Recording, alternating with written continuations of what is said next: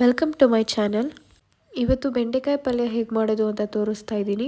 ಇಲ್ಲಿ ನಾನು ಬೆಂಡೆಕಾಯಿನ ಕಟ್ ಮಾಡಿಕೊಂಡು ಒಂದು ಪ್ಯಾನಲ್ಲಿ ಇದು ಫ್ರೈ ಮಾಡ್ಕೊತಾ ಇದ್ದೀನಿ.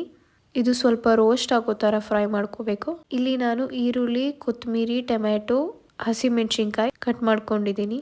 ಒಂದು ಪ್ಯಾನಿಗೆ 2 ಸ್ಪೂನ್ ಎಣ್ಣೆ ಹಾಕ್ಕೊತಾ ಇದ್ದೀನಿ.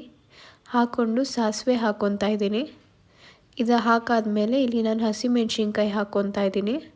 ಇದು ಹಾಕ್ಕೊಂಡಾದ್ಮೇಲೆ ಇಲ್ಲಿ ನಾನು ಕಟ್ ಮಾಡ್ಕೊಂಡಿದ್ದ ಈರುಳ್ಳಿನ ಫ್ರೈ ಮಾಡ್ಕೊತಾ ಇದ್ದೀನಿ. ಈ ಫ್ರೈ ಮಾಡ್ಕೊಂಡಾದ್ಮೇಲೆ ನಾನಿಲ್ಲಿ ಟೊಮ್ಯಾಟೊ ಹಾಕ್ಕೊತಾ ಇದ್ದೀನಿ. ಇದನ್ನೆಲ್ಲ ಚೆನ್ನಾಗಿ ಮಿಕ್ಸ್ ಮಾಡ್ಕೊಬೇಕು.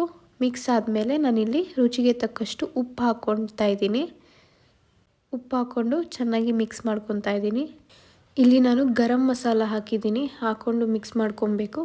ಇದಾದಮೇಲೆ ಧನಿಯಾ ಪುಡಿ ಹಾಕ್ಕೊತಾ ಇದ್ದೀನಿ, ಹಾಗೂ ಸ್ವಲ್ಪ ಅರಿಶಿನ ಹಾಕ್ಕೊತಾ ಇದ್ದೀನಿ. ಸ್ವಲ್ಪ ನೀರು ಹಾಕ್ಕೊಬೇಕು. ಇದನ್ನು ಚೆನ್ನಾಗಿ ಮಿಕ್ಸ್ ಮಾಡ್ಕೊಬೇಕು.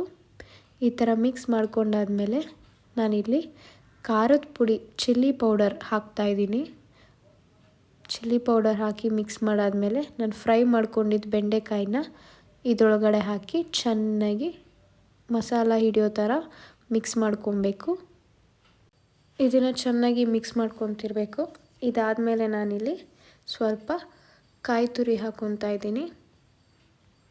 ಇದನ್ನು ಹಾಕ್ಕೊಂಡು ಕರೆಕ್ಟಾಗಿ ಮಿಕ್ಸ್ ಮಾಡಿಕೊಂಡು ಸ್ವಲ್ಪ ಇದನ್ನು 5 to 10 ಮಿನಿಟ್ಸ್ ಬೇಯಕ್ಕೆ ಬಿಡಬೇಕು.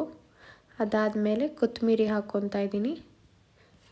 ಕೊತ್ತಂಬರಿ ಹಾಕಾದ್ಮೇಲೆ ಮತ್ತೆ ಮಿಕ್ಸ್ ಮಾಡ್ಕೊಬೇಕು. ಸ್ಟವ್ ಆಫ್ ಮಾಡಿ 5 to 10 ಮಿನಿಟ್ಸ್ ನೀವು ಇದನ್ನು ಬೇಯಿಸ್ಕೊಬೇಕು. ಅದಾದಮೇಲೆ ಬೆಂಡೆಕಾಯಿ ಪಲ್ಯ ರೆಡಿ ಆಗುತ್ತೆ. Thank you for watching.